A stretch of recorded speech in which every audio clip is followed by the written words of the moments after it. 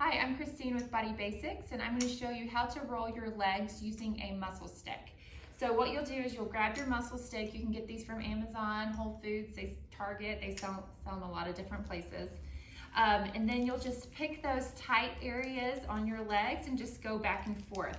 I especially like to use this for the IT band, which is the muscle all alongside your leg, because sometimes it's hard to position yourself on a foam roller to do that.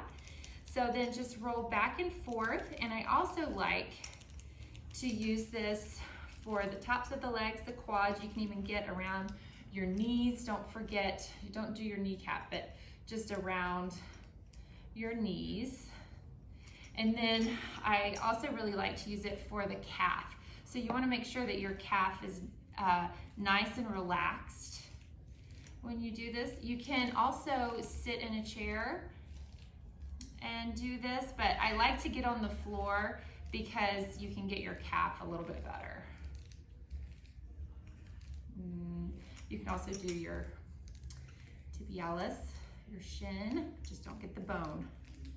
And then that's it.